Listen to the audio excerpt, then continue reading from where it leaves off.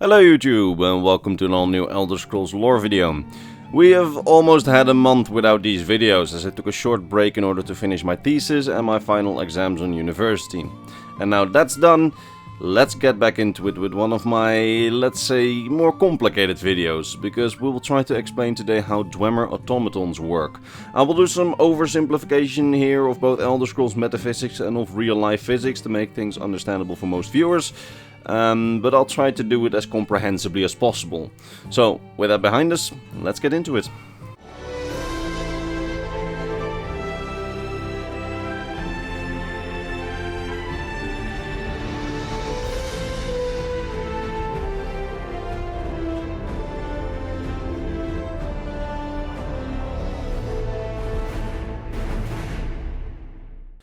So, as anyone who has played Skyrim, the Elder Scrolls Online and Morrowind knows, Dwemer ruins are full of their ancient automatons, also often called animunculi. These automatons are some of the more interesting enemies in the Elder Scrolls series we face, as they are artificially built and have been operating autonomously from their long disappeared Dwemer masters for thousands of years. And as the cherry on top, we don't really know how they work. We have some puzzle pieces and I'll try to piece them together as best I can, but the full picture still eludes us. Now, we have these Dwemer animunculi in many shapes and sizes. We have very small scarabs, which we can get as pets in the Elder Scrolls Online. We have worker spiders, combat spiders, gigantic combat centurions, and several other combat models like spheres and ballista. The Dwemer likely use their automatons for many different purposes, from maintenance to their cities, to guarding important places, to likely keeping public order in the cities and helping them on the battlefield in war. Most of the automatons are built out of Dwemer brass, or as Skyrim calls it, dwarven metal. Now, we don't know how this metal is created, as it's far stronger than both steel, bronze and brass, and many in-universe blacksmiths have tried and failed to recreate it.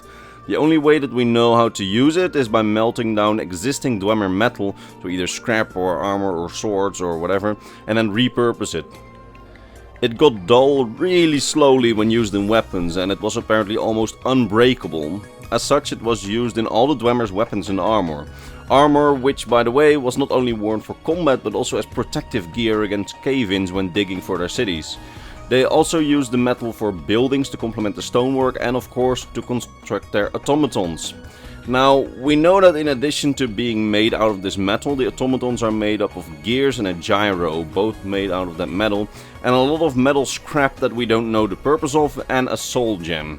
Now, we know that there's some kind of oil tank inside the automatons, as oil can be looted from the automatons. The interesting thing about this oil is that we have lore on it that it says that it becomes useless to alchemists when exposed to air for some time, as it changes properties when it's exposed to air. This likely means that the Dwemer created oil which does not need refreshing as long as it's kept away from the air, so as long as it's kept in a vacuum. Even a short exposure to air can make it go bad real quickly, hence why alchemists try to bottle it as quickly as possible after taking down an automaton. Now, the reason they also seem to have a gyro is to make sure the automatons remain balanced and don't fall over, hence why almost every type of automaton has them, as specifically the upright spheres and centurions would have trouble remaining in balance without a decent gyroscope.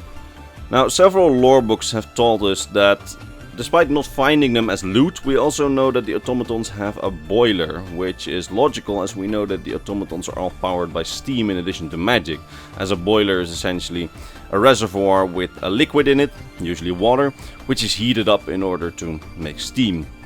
This boiler is not useful to the player as, it's a boiler, not a weapon, and we can't realistically expect Bethesda to model every single piece of the dwarven automaton.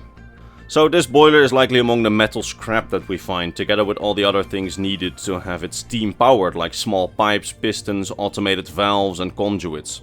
Because all these components are needed at the very least to animate the thing using steam. Now, since it's the most common automaton that we find, I'll try to explain basically how a dwarven spider could work. In order to do so, it's necessary to understand how a steam engine works.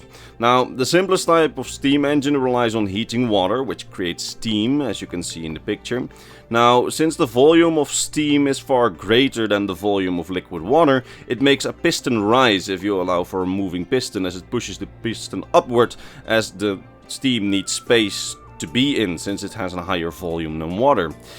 And then the piston gets pushed upwards due to the steam pressure. Then cold water cools down the steam again, turning it back into liquid with a smaller volume, thus creating a vacuum, since, the piston has been pushed upwards, so there's more space there now than there was when it was all liquid water, which makes it so that atmospheric pressure from the outside pushes the piston back down. This schematic shows that. Now, we have found a lot of ways to make this system far more efficient, with condensers for example, but I won't bore you with explaining how steam engines work specifically, as especially the more modern variations are too hard for even me to understand.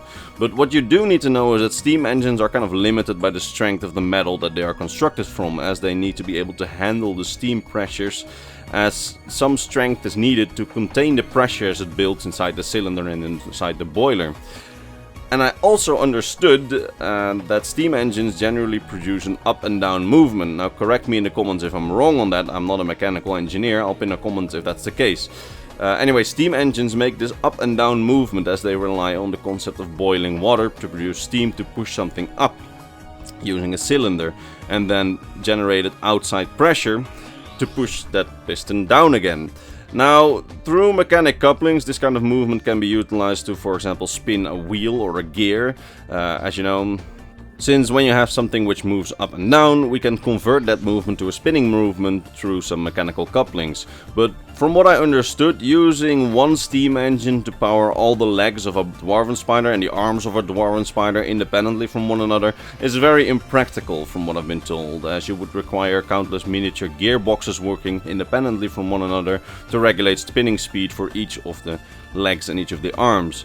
This means that inside a dwarven spider alone there's either one small, strong central steam engine connected to a gearbox for each of the spider legs and each of the arms, or they need to have several small-scale cylinders for each leg, reliant on one small central boiler providing steam for all the engines, a system which is not impossible but definitely intricate and still requires some coordinating for the movements. But again, I'm not a mechanical engineer, so I really wouldn't know how to make this using steam. There are several solutions to this problem as far as I've understood. The first one, as I said, is one strong engine with a central boiler connected to a sort of shaft, which in turn connects to several gearboxes which control the rotation speed of each arm and each leg independently. The second solution is 8 small steam cylinders drawing steam from the central boiler for the legs and the arms of the spider, each with their own condenser. In each case they use steam engines which are extremely small, and in the case of some automatons they can produce quite some power to hold the automatons upright and to move them. This means that their extremely unbreakable metal alloy, so the dwarven metal, likely allows them to make very small steam engines which could handle large pressures inside the cylinder and inside the boiler, as they do not work with the same limitations that we have to work with, as their metal can handle more pressure, as the fact that our metal cannot handle a lot of pressure makes it so that our steam engines are always a little bit limited, since they need to be able to handle the steam pressure. But if the Dwemer have some sort of metal which can handle high pressures of steam when they have really thin metal for really small engines, then these kind of things could work. So I'm just proposing that as the solution for that, because that's what I got after reading a lot of pages. But of course you do need to remember that it's quite likely that since it's just a fantasy game with magic, that it's straight up very possible that Dwemer had some kind of steam engine which is either not discovered in the real world or does not work in the real world, as it's made with magic and it's simply a fantasy game, but still, it's fun to speculate. But what we do know for sure is that each automaton has a boiler and works with steam engines and cylinders in some way. And that this thing goes for each of the automatons, so each automaton works on steam. The exact mechanical workings of each automaton is different and is fully up to speculation, like the spider, because what I just said about all the steam engines is wholly speculation, but just accepting it works through steam still leaves some questions unanswered, even if we agree on the fact that a complete blueprint cannot be presented of these things. Like, for example, how is the boiler heated, and is there even water in the boiler? Because, to generate steam, you need to heat the water in the boiler. Well, the speculation of most people online and myself is that the soul gem in the automaton heats the water using magic. Now, we know that soul gems can be used to make traps which cast spells, like, for example, lightning bolts, independently from a mage, as we can find those kind of traps in ruins. So if the soul gem that we find in the automatons produce a little heat, they can heat up the boiler and create the steam needed. The problem here is then how it's possible for these automatons to still be around after so many years. How is the soul gem not empty like the soul gems that cast a spell in the traps, if the automaton has basically been functioning for so long after the Dwemer's disappearance? Well, there's a semi-canon solution to that, but before that I will talk about something else, as I also would like to propose that it's possible that in the boiler there isn't water, but some sort of other liquid which evaporates, so turns into steam, at lower temperatures than water, so requiring less energy from the soul gem to be heated by having another liquid. This could make the soul gem last longer and thus maybe need less frequent recharging of the soul gem, but in that case we would still have the problem that the boilers need to be filled, as steam and vapors escape the automatons visibly when we see them. This means that the boiler does need to be refilled at some point as the liquid escapes the system. Water is an easy liquid to fill, as almost every Dwemer city would have a water system which would make autonomous refills by the automatons possible, and the water could then come from rivers and streams, which goes into pipes into the Dwemer cities. But if there's another liquid in there, like for example forms of alcohol which evaporate with less heat than water, then the Dwemer would need to keep reserves of these liquids, and those reserves would have to be big enough for the automatons to use them for the past thousands of years. So I personally think that water is an easier solution to this, but it's possible for the Dwemer to have created all sorts of processes to automate, the generation of this other liquid which they may use. I mean, just keep the option in mind, as it could lower the energy consumption of the overall system and thus make the soul gem last longer if it's another liquid than water. But, we don't know. Now, let's get to how the soul gems could recharge, and as I said, we have a semi-canon source for this. You see, there was a post on the old Bethesda forums of one of the Morrowind writers, which is now deleted, so can't be read anymore, but fortunately it's preserved in summary status by the user Narintin 10 years ago on Reddit, but be warned, since the original post, which was already dubious in its canonicity, is lost and I had to take this from someone who summarized it 10 years ago now, I don't know how accurate it is, but it's the only real explanation we have that's secondhand from one of the developers, as it's someone's interpretation of what one of the developers wrote. We know that article on the Bethesda forums existed, that it was written by one of the Morrowind writers at the time. We just know that it disappeared and I haven't been able to find it, so I had to do with this summary. Well, according to this post, supposedly by one of the Morrowind writers, the Dwemer wanted to alter souls in a way to strip souls of their individuality and merge them with other souls in order to create a soul of a higher order with the power of more souls in it. Essentially, the Dwemer would have seen creation, so the creation of existence, as the shattering of a higher soul into many individual, smaller souls.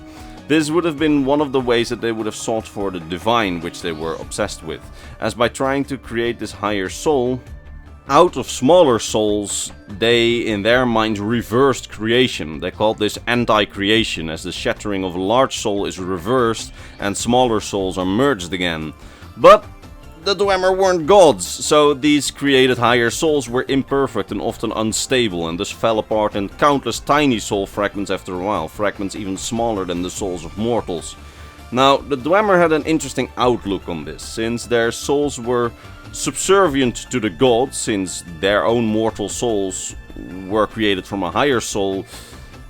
These tiny soul fragments, as their previous individuality was stripped and made into one higher whole by the Dwemer before falling apart, were in their minds subservient to them instead of the gods, as these souls, shattered and stripped of their individuality, could no longer escape to Aetherius, but rather kept orbiting the Dwemer cities where they were created, thus creating a sort of complex where the Dwemer would see these souls as subservient and lesser than their own souls. But what happened to these soul fragments? Well, this post allegedly told us that the souls could not escape back to Aetherius, as they were stripped of their individual, and essentially these soul fragments were incompatible with leaving Mundus the regular way, so these soul fragments just orbited their place of creation, which was the Dwemer cities. The post would then go on to say that these little souls would periodically enter and recharge the soul gems of automatons. Then when their powers expanded, they leave the soul gem again and are replaced by another soul fragment. But the soul fragment which exited the Soul Gem is apparently unable to exit Mundus, so instead of exiting Mundus they keep orbiting around the Dwemer city, where they siphon off magicka from the air around the Dwemer cities, which enters Mundus through the sun. They recharge and then they go into the automaton's Soul Gem again, leaving a perpetual cycle of charge the automaton, unable to leave Mundus, charge the soul fragment in the air, then start over the cycle. One interesting thing that the author of this summary stated is that the other name of Dwemer Automatons is Animunculi, which is the plural form of Animunculos, which may be derived from the two Latin words anima and modicum, which translates to little soul from Latin. So yeah, I don't speak Latin, but with that possible information you can just do what you want. So, while this explanation is a little shaky, it is the closest to canon-ish that we have of an explanation, and it will stand until we have a definitive answer from a completely canon source. But there is some evidence for this, because in Morrowind it stated that when automatons leave the cities, they can continue to function a little bit, but eventually they shut down. Because inside the cities they can, continue to function indefinitely, but after a while, when taken outside of the cities, or rather, it's worded as too far from the cities, they will stop functioning after a while, indicating that they have to refuel in the city somehow, or by the city somehow. And the fact that they word it as too far instead of outside likely means that it has something to do with the specific area of the city. So the fragmented souls theories, which says that around the cities there are orbiting little soul fragments which recharge them, that could stand, but in all fairness it could also mean that something in the city, like a resonator or something, controls the automatons, as it's suggested that the Dwemer used to control the automatons through sound magic, or tonal magic as it's called, and that if you want to control them today you even need control rods which allegedly also use sound, so tonal magic for their control. So it's possible that the fact that they're controlled from inside the city using a control tower or resonator, some forms of which we can actually see in the Elder Scrolls Online, Dwemer resonators, so we know that they use them for some purposes. It might be that that causes the shutdown if they get too far from in the city, so, take with that what you want, do with that information that you want. But I still think that the loss of power when the Soul Gem is empty can likely be the main cause for the shutdown, as we know that the Dwarven Centurions and larger automatons can actually function away from the city, as they have their own dynamo core, which generates energy and apparently can seemingly function as an independent power source for some time, as they're outside the cities, as these automatons were made to also function outside of the cities. So that's why I think that the Soul Gem theory and the Fragmented Souls theory has some basis and might actually be a decent explanation, which is why I included it in this video, even though I had to get it second hand as the original post is no longer on. Well, that's basically all I can say and speculate on the functioning of, Dwemer Automatons.